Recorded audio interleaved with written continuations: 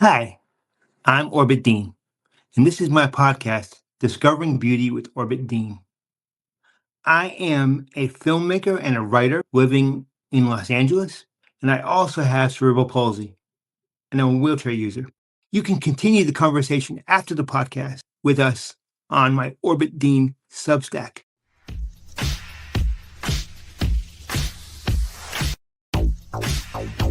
Everywhere, everywhere.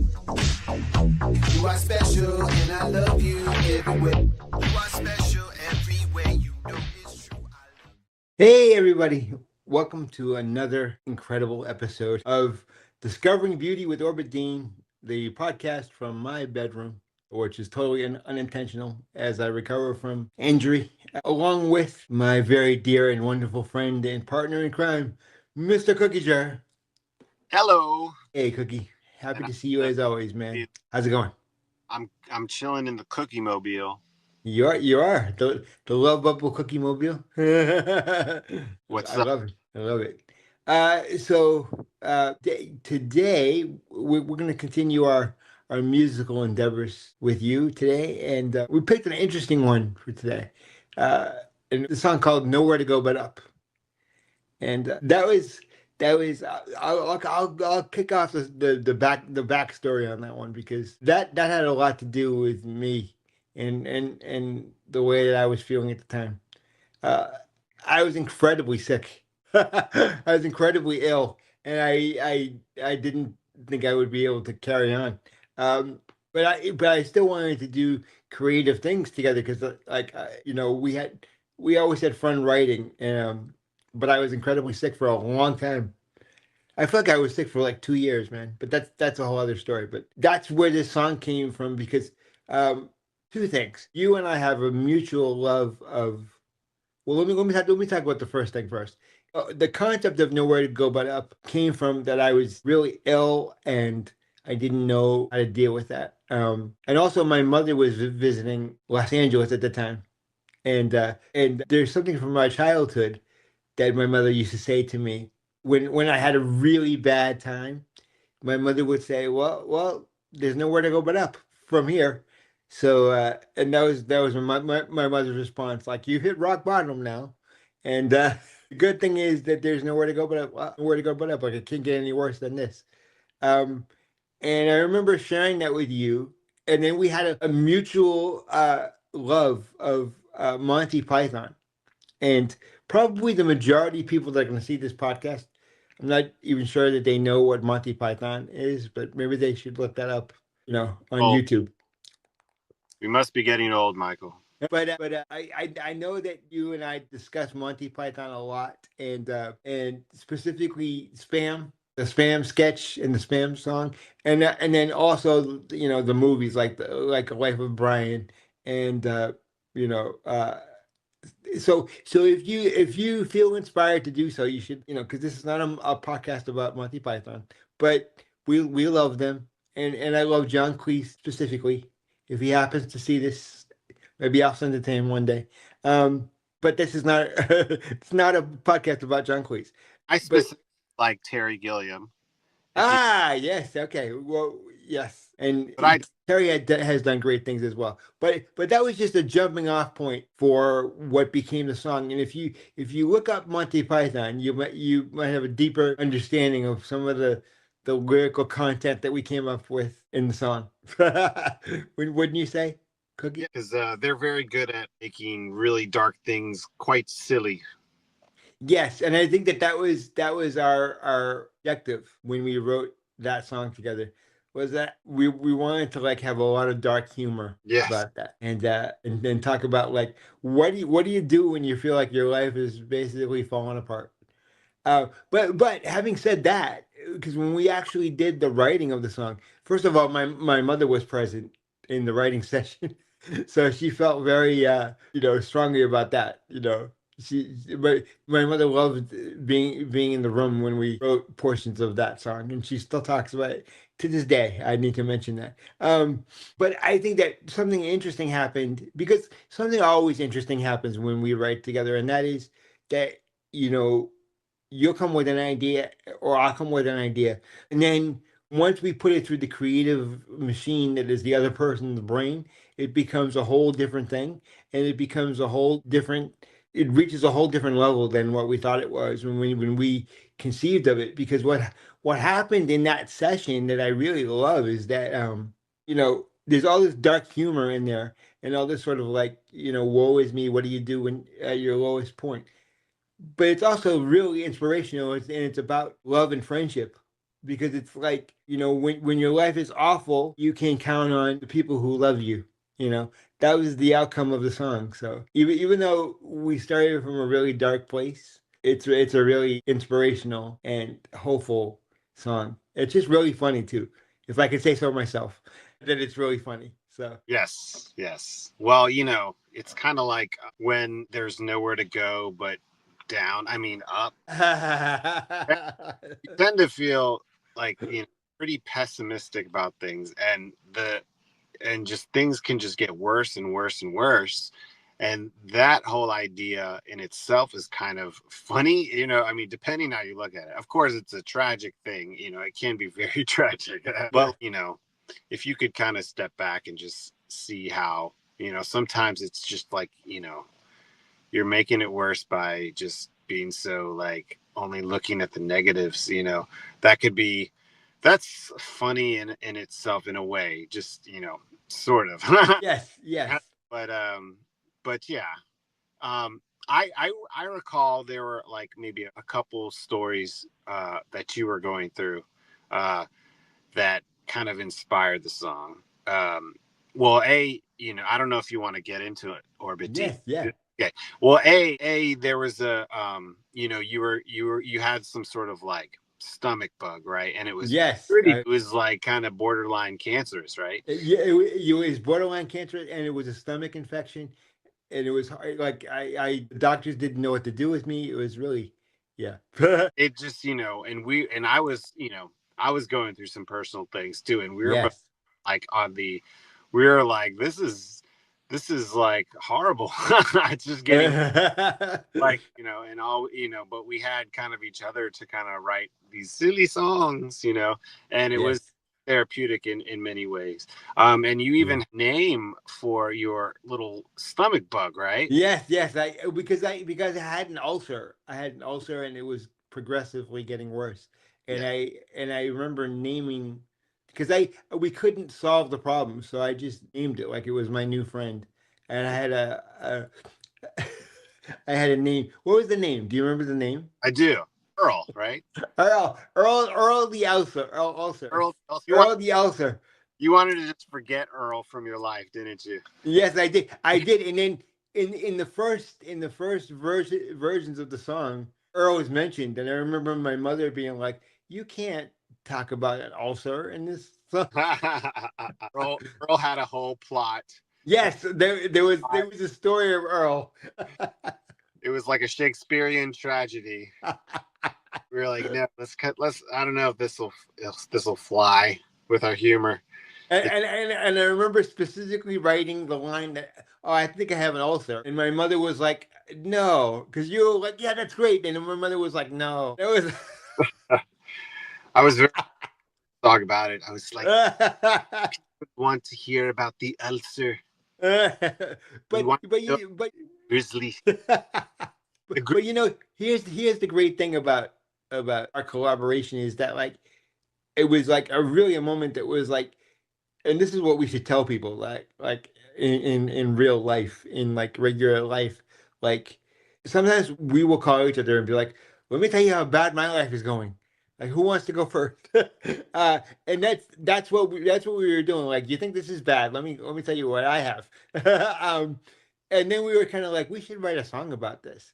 And in certain ways, like, we were both kind of like, hitting rock bottom individually in that moment, I want to say. But in certain ways, I can look back on it now and say, like, that song was like the most fun to write, because it was like, how silly can we get with this?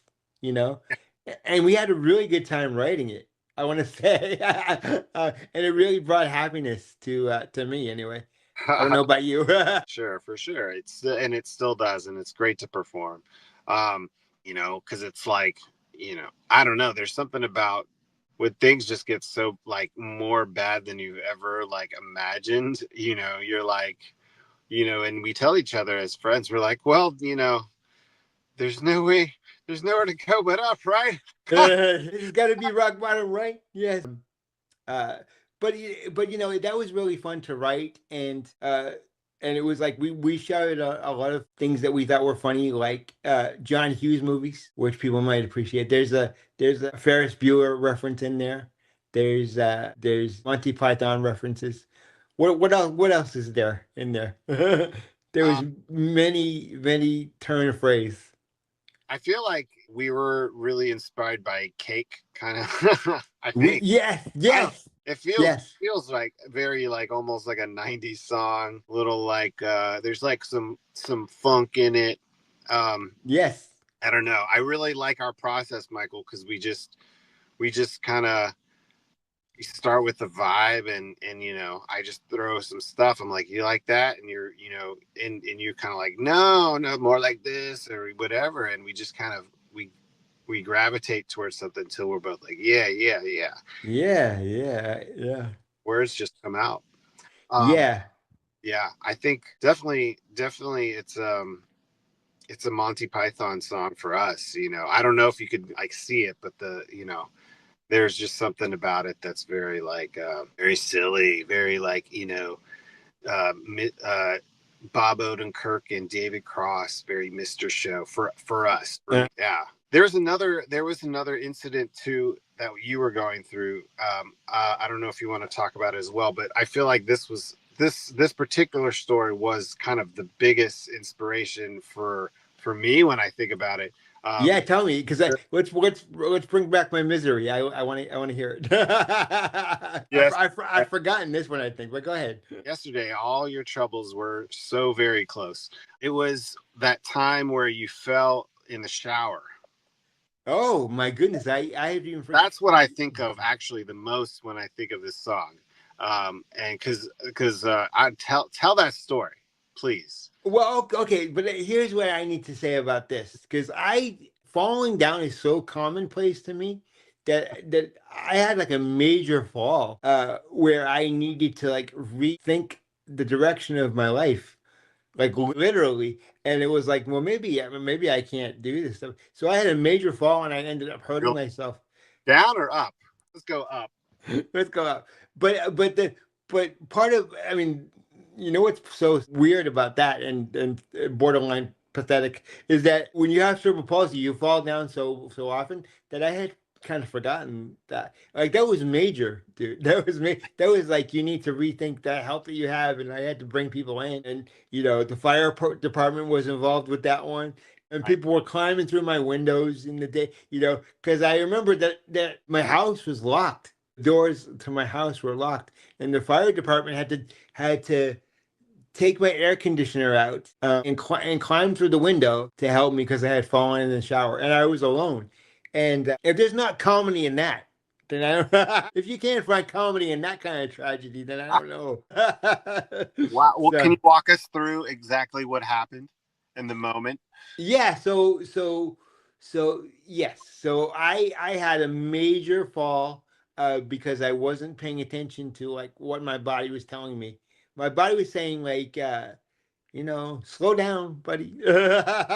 You can't, you're taking on too much. And I was like, yeah, I can act like I'm 20 and DJing at the clubs and hanging out and it's like the old days. And then I remember that I went into the shower and it wasn't even, I mean, it was a fall, but it wasn't even like what's embarrassing about that is you can't even like say, when you hurt yourself, I don't know if you've had this experience, but like, when you hurt yourself and it's like, well, I don't even have like a hero story to tell. Like I was trying to lift weights and it was like I just like I didn't even slip or anything. Like there was no mishap. My body was just like, that's enough of that. My legs were like, okay, we're not gonna stand up anymore. And I remember that I went down in the shower and the shower curtain came down. The pole that the shower curtain was hooked onto came down on top of me. I had banged my head on the tub, Oh, and then it just so happened because this is where you come back in. because and this is what we need to tell the audience. The previous Christmas, you had given me a present, and I remember that I was like, "Why would I don't need that?" Because you gave this thing to me, and that was Alexa. That was an Alexa, is what you gave me. And I remember talking to you. I'm like, I don't really need this, like, what? Because I'm not a big technology guy. I'm like kind of a fossil, like Fred Flintstone. I'm like, So I remember being like, I don't know what I'm gonna do with this. And it just so happened that I had Alexa plugged in because again, I didn't know what to do with Alexa. Alexa was not my friend in these days, but I had fallen in the shower. I didn't hurt myself miraculously. I hurt myself, but I didn't. I wasn't like unconscious or something. And I remember like not being near my phone, and I had just said, Alexa, I need help. And then Alexa was like, do you want me to call the fire department? And then, so it was because of Alexa, and Alexa that I was given because of you. So thank you Wow. for. So in a roundabout way, you saved my life. So we could say Well, that. Thank you for saving my life. So then the fire department came, and they're like, we can't get into the house because you locked the doors because you thought you're a 20-year-old regular person who didn't have cerebral palsy. Um, and then they had to knock out take the air conditioner out of my one of my rooms and come through the window. And there's nothing more embarrassing, can I just tell you, wow. than being naked in the shower, obviously no clothes on, and there are groceries in my front door because I had a grocery delivery, and I was like, I'm gonna get out of the shower and then go get the groceries. So there's groceries at the front door, and then I'm naked in the shower, like trying to pretend like I'm not hurt. And then here come 17 paramedics through my window. Oh my gosh. And it was like, okay, Oh, this is gonna humble me. And then they were like, there's groceries that you do. And the paramedics actually put my groceries away from me as they were helping me out of the shower. And then the guys were like, do you want us to help you put clothes on? And I'm like, yeah, if you could. So cue the yeah, I book have voice. I'm very close with the paramedics in Los Angeles. Let's just put it that way. All right. So I still send them thank you cards to this day.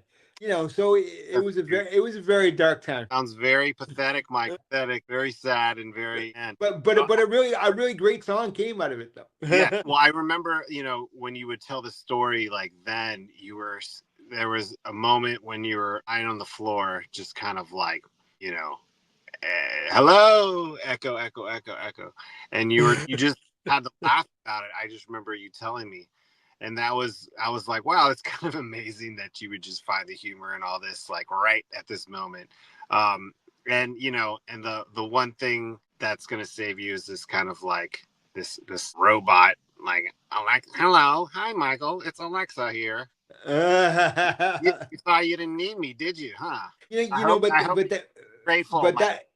that but that's a big part of my life is that, like, I realize now that we're talking about it, I have always been the kind of person, and maybe I can celebrate this about myself, but like when things are really bad, I find it funny.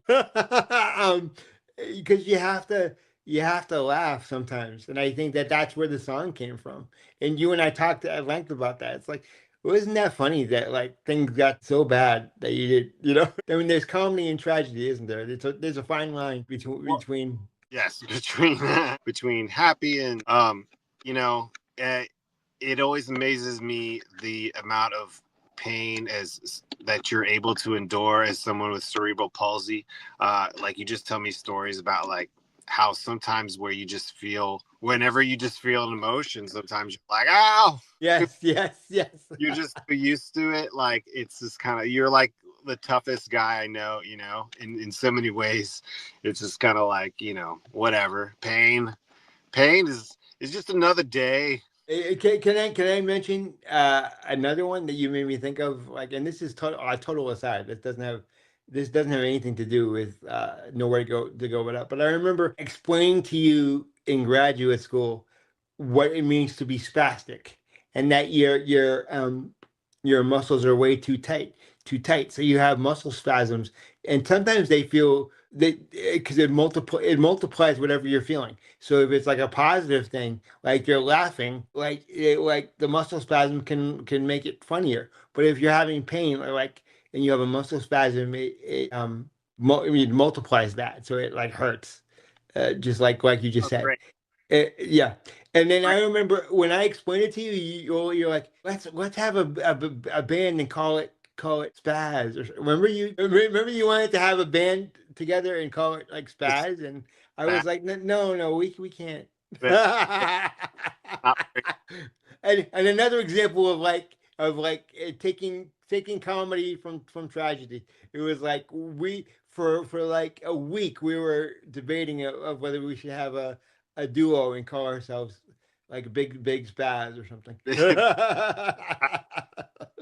you need to subvert the word, Michael. Yeah. And then I was like, no, I don't think we can get away with that. I think we'll get in trouble. Well, it is. There's a lot of power in that word.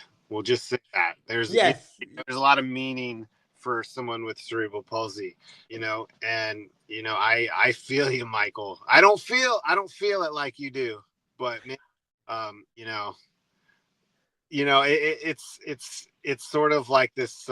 It's another layer of to the song, I think, because it's just kind of like, it's like a downward spiral kind of song, and like Yes. also a downward spiral of hilarity. And like Yeah. the more you laugh, the more painful it is for you, apparently. So, Yeah. so But I think to put the finishing touches on this, I think everybody has been there.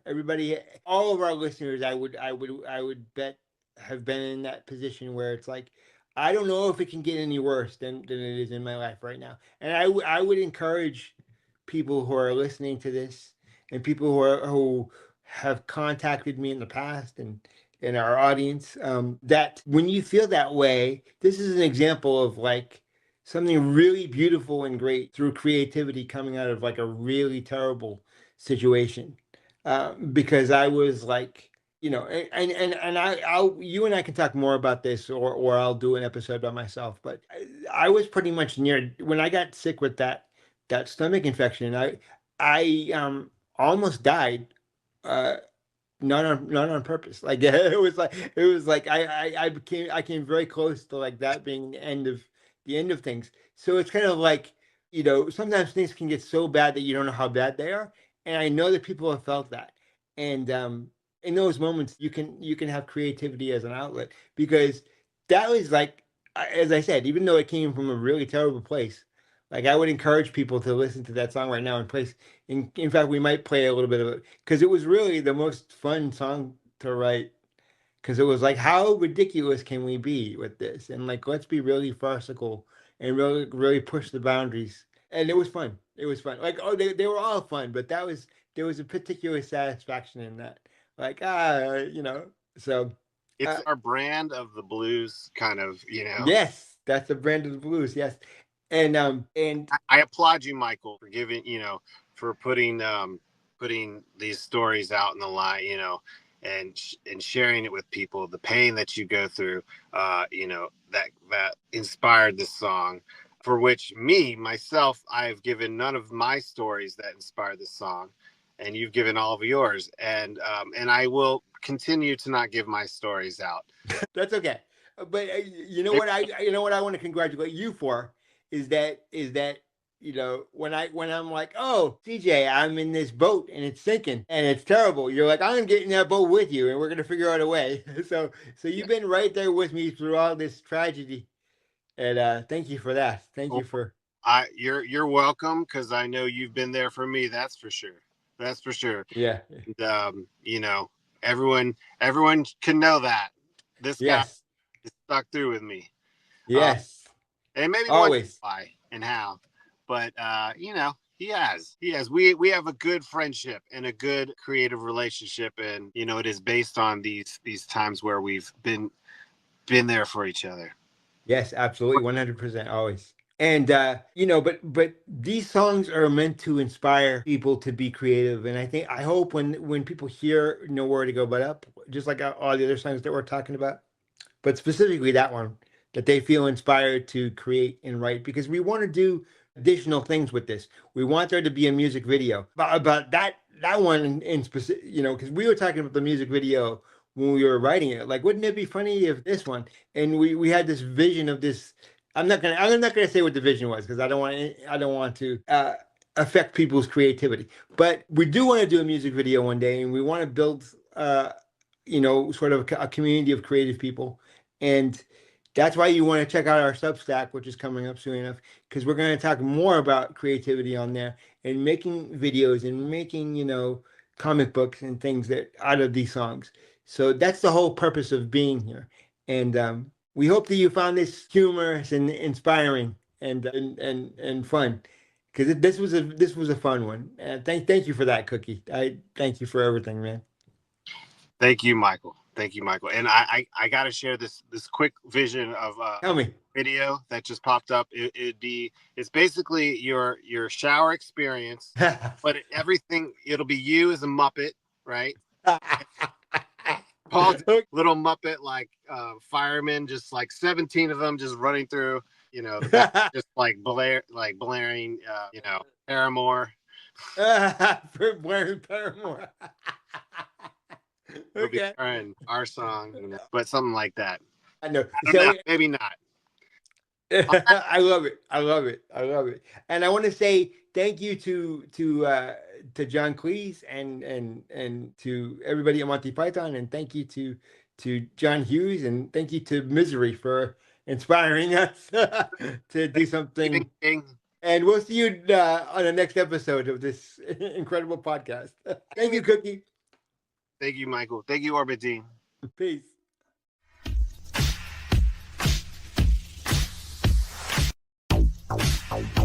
Everywhere, everywhere. You are special and I love you everywhere.